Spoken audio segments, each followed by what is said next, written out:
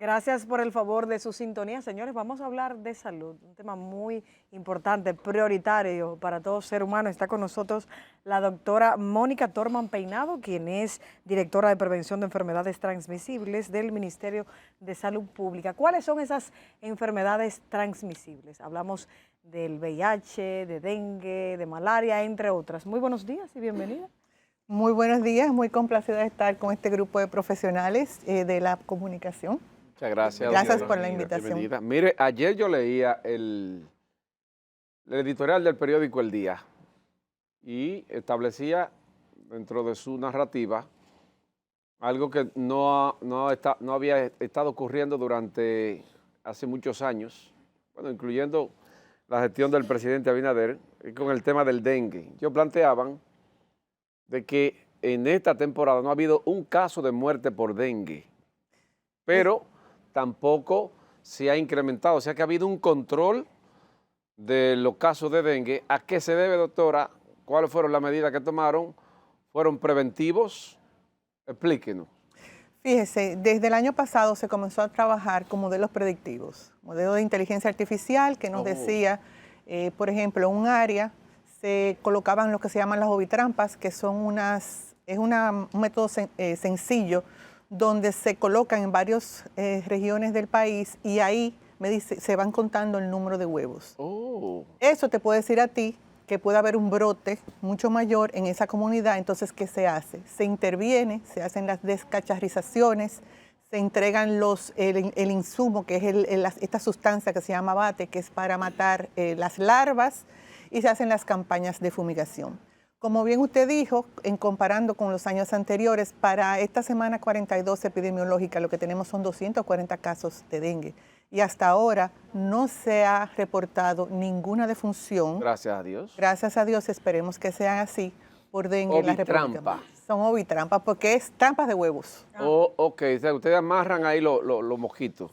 No se amarran, sí. Se cuentan el número de huevos y por eso tú te das cuenta el número o la población de mosquitos que podrían subir. ¿Eso es nuevo? Eso existe desde hace mucho. Lo que pasa es que no se había implementado, se hacía de una manera, no se hacen los modelos predictivos. Ajá. Y ahora con la inteligencia artificial tenemos en el Viceministerio de Salud Colectiva tenemos un viceministro que es experto en lo que es los modelos predictivos y se hizo ese estudio y no sé si ustedes estuvieron o escucharon también que en el hospital Hugo Mendoza también se hizo un modelo predictivo para dengue, con 35 días de premura de saber si se iba a hacer un brote o no. O sea que ya estos modelos predictivos se están yendo y aumentando mucho más en otros centros y en otras localidades, lo que permite entonces hacer las medidas correctivas con prevención. Y un trabajo más eficiente también. Claro que sí. Políticas públicas. Por ejemplo, ahora después de las lluvias en relación al mismo dengue, porque aunque no estamos en la época cálida del año, pero bueno, puede uno imaginarse que algo de esto puede ocurrir a partir de la acumulación de agua limpia. Claro, la vigilancia no se ha parado. Tenemos la campaña Ganémosles al dengue. Entonces, en estas intervenciones que se hacen, se han visitado las casas, sobre todo donde han habido mayores inundaciones, se ha quitado los cacharros, como se dice, y se han repartido todos estos materiales, tanto los larvicidas, pero una cosa que ustedes no han observado es que no se ha fumigado, porque la fumigación no es efectiva hasta que no pasen las lluvias. Okay. Entonces, mientras tanto, vamos haciendo otras medidas de prevención en lo que pasan las lluvias, porque la lluvia se lleva a la fumigación. Entonces, por eso tenemos que esperar que pase la temporada lluviosa, entonces, para poder salir a fumigar. La educación de la gente es algo primordial en este tipo de casos. ¿Cómo ustedes trabajan ahí? Y sobre todo a esas personas que viven dejando una goma aquí, un recipiente por allá, se llena de agua y porque no tienen el nivel de conciencia, desconocen cómo se reproduce el mosquito Aedes aegypti, entonces luego se enferma la gente de su zona o de su familia. Fíjate. Lo que ha sido el éxito de la campaña Ganémosles al dengue es que el problema no es solamente de salud pública, ni del Servicio Nacional de Salud, es un problema comunitario. Y nos acercamos entonces a las comunidades. Y con las comunidades, inclusive hasta con los estudiantes de los liceos, hemos hecho, o vamos a decir, una unión para ese tipo de educación, no solamente a través de las redes, sino que también se visitan las casas, se visitan las comunidades, se hacen reuniones con la Junta de Vecinos, y ellos son el mejor apoyo que podemos tener como Ministerio de Salud y como Servicio Nacional de Salud para evitar todas estas cosas, porque es donde podemos penetrar mucho más. Yo digo siempre, y no solamente en el caso de dengue, sino entre otras patologías que manejamos en transmisibles, que las comunidades llegan donde el sistema de salud no llega y nos trae entonces a las personas. Entonces yo creo que es imprescindible siempre trabajar de mano con las comunidades. Doctora, ¿cuáles enfermedades han disminuido su incidencia y la que han aumentado en lo que usted nos pudiera decir de la última semana epidemiológica? Bueno, prácticamente la mayoría de las enfermedades han disminuido. Dengue tenemos 240 casos. En lo que va de año. Leptospirosis tenemos 94 casos, que se compara con la semana epidemiológica 42 del año pasado. Y de malaria tenemos unos 779 casos. Ahí tenemos un poquito de aumento, pero prácticamente las enfermedades se han mantenido según los modelos predictivos que teníamos. Otras de las enfermedades que sí nos preocupan mucho son sobre todo las transmisibles. Hablamos de sífilis, hablamos de las hepatitis, hablamos de VIH. ¿Qué estamos haciendo en ese sentido? Por ejemplo, nosotros acabamos de reactivar lo que es la mesa de eliminación de sífilis neonatal y con ello hemos actualizado lo que es la ruta de la embarazada, de manera que toda embarazada en su primer trimestre se realice las pruebas tanto de VIH, de sífilis y de hepatitis, porque son enfermedades tratables y que podemos, tratando a la embarazada, disminuir o eliminar el riesgo de que ese niño o niña salga con una de estas enfermedades. Doctora, el tema de la frontera, ¿cómo se maneja con entrada y salida de tantos inmigrantes haitianos y el tema salud? ¿Cómo se habla de cólera ahora? Exactamente. Sí. Fíjese, el tema de la frontera, ¿cómo lo manejamos? Nosotros, a raíz de que comenzaron los problemas, el señor ministro ordenó hacer una reunión con todo el equipo de militar que trabaja en las fronteras y se discutieron, inclusive con el equipo de sanidad militar, se discutieron cuáles eran los pasos y cuáles eran las conductas que vamos a llevar con respecto a la migración. Y sobre todo, cuando se hacen vamos a decir, intervenciones para verificar cómo es el estatus de salud de estas personas. Porque si bien es cierto que nosotros, por ejemplo, te voy a poner un ejemplo, nosotros tenemos más de un 80 o 90% de cobertura de vacunación. Porque no solamente tenemos que empezar en los adultos, tenemos que empezar en los niños. Pero la mayoría de esos niños vienen sin los esquemas de vacunación. Y a veces usted ve, que hay una tosferina, no, que hay una difteria. Y dice, bueno, que el país, ¿cómo estamos la vacunación? Pero se nos olvida que estas personas te pueden decir, bueno, sí, estamos vacunados, pero no necesariamente te muestran la verificación de que estás recibiendo vacuna. Entonces, ¿qué estamos haciendo? Aquellos donde podemos intervenir, porque acuérdese que la salud, según nuestra Constitución, es para todo que vive en el territorio dominicano, independientemente de su derecho estado. fundamental. Es un derecho fundamental, entonces sobre todo en el se tema de aprovecha. alto contagio. Exactamente. Que ahí no hay Entonces, discriminación. La enfermedad puede llegar a cualquiera. Trajo un extranjero, pero bueno, ya se... Correcto. Entonces, ¿qué estamos haciendo? Donde podemos intervenir y completar esquemas o examinar a los pacientes, sobre todo, no solamente lo que hemos mencionado, dengue, malaria, lepto, pero también tenemos la tuberculosis. ¿Cómo está eso? La tuberculosis estamos actualmente con 45 casos por 100.000 habitantes. ¿Pero qué está pasando? La gente dice, bueno, hay más tuberculosis. No, tenemos mejores métodos diagnósticos. Antes, la tuberculosis se diagnosticaba por una prueba de saliva que se llamaba baciloscopía, que el porcentaje de positividad era entre un 40 y un 60%. No era tan efectivo. Ahora que utilizamos métodos moleculares, tenemos 34 máquinas de métodos moleculares distribuidas en todo el territorio nacional para la tuberculosis sensible, porque hay tuberculosis resistente, y 9 máquinas para tuberculosis resistente. Entonces, ¿qué estamos haciendo? Captando mucho más rápido la tuberculosis y todo el que entre en tratamiento, todo lo que es diagnosticado, está garantizado ¿Se su detecta tratamiento. por la respiración? Por la saliva. Te hacen una muestra de tu saliva. Y tenemos la ventaja que antes, porque nuestro mayor hándicap, vamos a decirlo así, era en los niños, porque era muy difícil hacer que el niño te diera catarro de adentro. Pues ya se hacen esas pruebas moleculares en las heces de los niños. O sea que estamos, yo creo que en camino de poder erradicar la tuberculosis para el 2030, que son los objetivos de...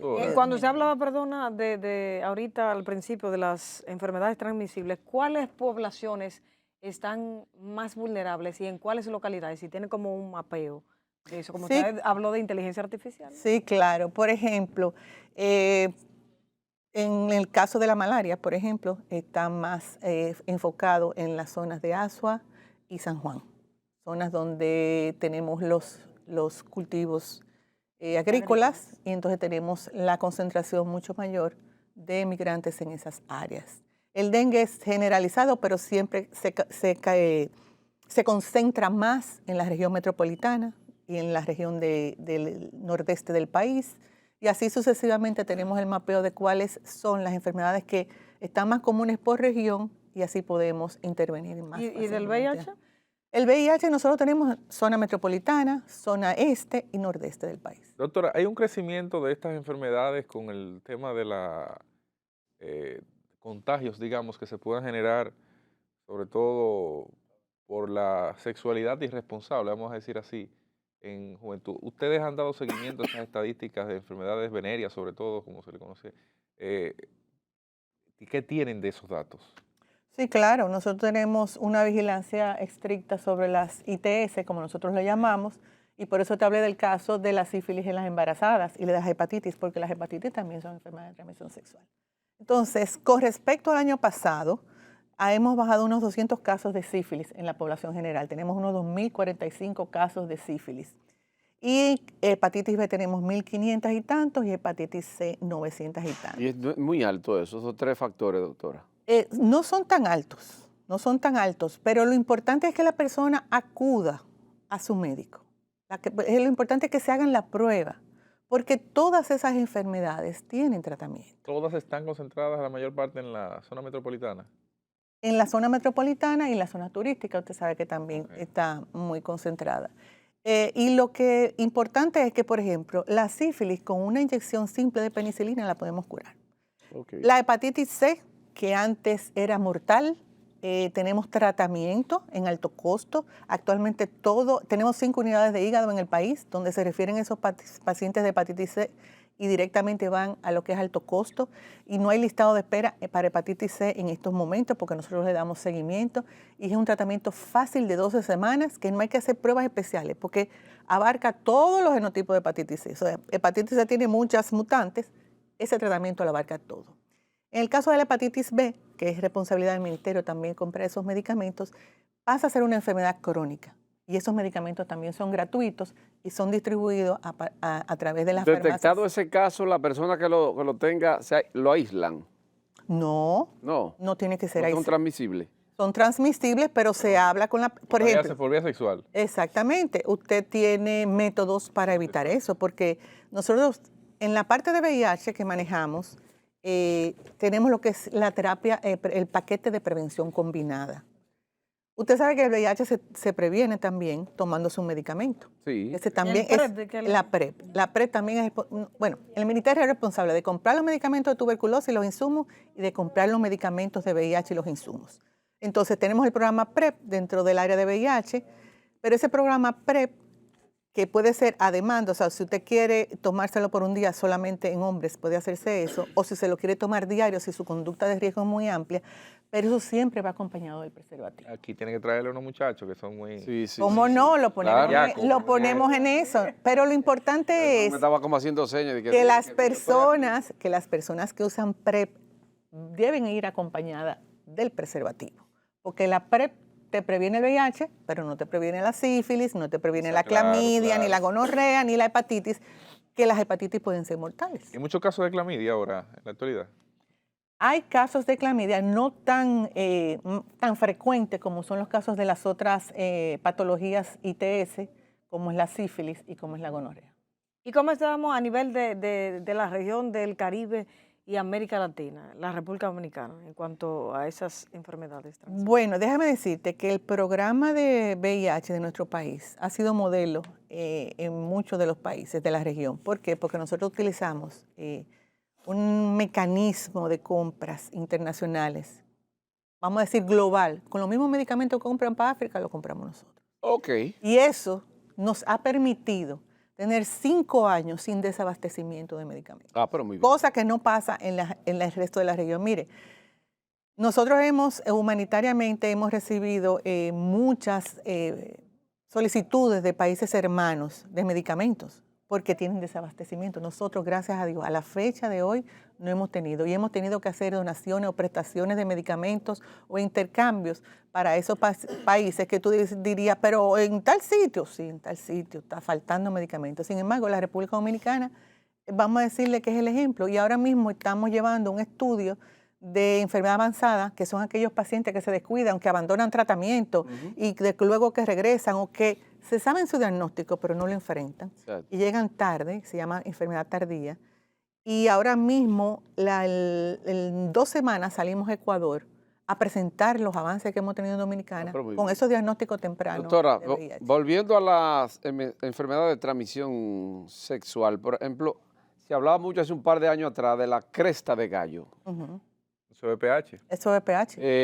La gonorrea, ¿eso existe todavía? Eso existe todavía. Las dos. Las dos existen. Inclusive la gonorrea se fue tan maltratada que ha hecho resistencia a los medicamentos. Por eso es que nosotros le aconsejamos a las personas que tienen una sintomatología, saben que tuvieron una conducta de riesgo, vayan a su médico, porque no todo cura todo. Entonces, en cuanto a VPH... Esos son los que no se ponen su condón, exactamente, que le pegue esa gonorrea. Que van al cumpleaños sin la vejiga. Exactamente. Entonces hay un lío. Hay un lío. Se pichó esa vaina. Exactamente. ¿No? Sí, entonces, es muy importante, por ejemplo, en el caso de VPH, recuerden que hace unos 2 meses se lanzó la campaña de la vacunación de VPH, que antes la teníamos en niñas, ya se amplió para niños hasta los 14 años. Porque no solamente... Desde los 9, doctora. Sí. La vacuna de VPH es la misma que produce eso. Entonces, antes solamente en nuestro país... ¿Y el papiloma? Es el mismo. Sí. Okay. Antes solamente se vacunaban las niñas. Ahora en el país se están vacunando los niños hasta los 14 Hasta los 14 años. Porque usted protegiendo al niño también está protegiendo a la niña, que no se vacunó. El tema de la... Yo recibí una denuncia ayer precisamente sobre el tema de la vacuna, de las vacunas, las tradicionales, influenza, las que se hacen temporalmente, que se hacen casi todas anuales, las jornadas. Sarampión y esas cosas. Las que se hacen, que incluyen a niños, las que tienen temas adultos también, mayores y demás. Y me dicen que hay una buena parte de esas vacunas que están vencidas. Incluso creo que hubo una denuncia hace poco también, pero a mí me mandaron una fotografía incluso del, ¿cómo le llaman? Del medicamento. Del medicamento, no recuerdo cómo se llama el cosita donde... Bueno, el caso es que... Del frasco. Del frasco. ¿Es eso cierto? ¿Ustedes ¿cómo tienen el inventario? Que usted no es la directora del PAI, ¿verdad? Pero no, pero quizá tiene tenemos la muy buena información, relación. exacto. ¿Cómo está, digamos, el inventario de la República Dominicana para la generalidad de las vacunas? ¿Se han tenido que desechar algunas por no utilizarse? ¿Cuál es la situación hoy día?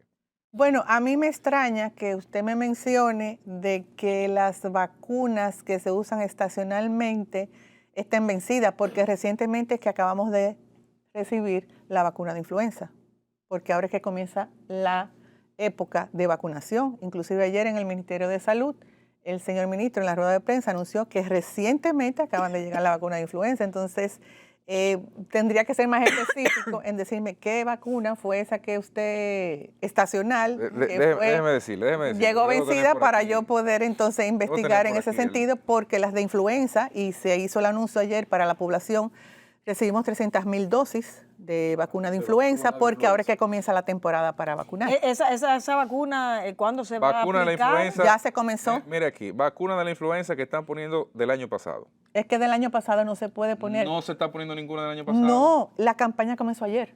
Sí, pero digo, pero si está en Son almacén, nuevos, se el distribuye, medicamento no importa, que la campaña iniciara ayer. Déjeme explicarle. Las vacunas de influenza se hacen cada año. Existen 2 termómetros, cono norte y cono sur. Nosotros estamos en el medio. ¿Por qué? Porque hay inviernos diferentes en ambos conos. Sí, claro. Entonces hay un sistema de vigilancia en Argentina, hay un laboratorio específico para eso, y en el norte hay otro laboratorio específico en los Estados Unidos. Ellos recogen los virus circulantes durante el año y a partir de ahí que comienzan a hacer las vacunas. Ok.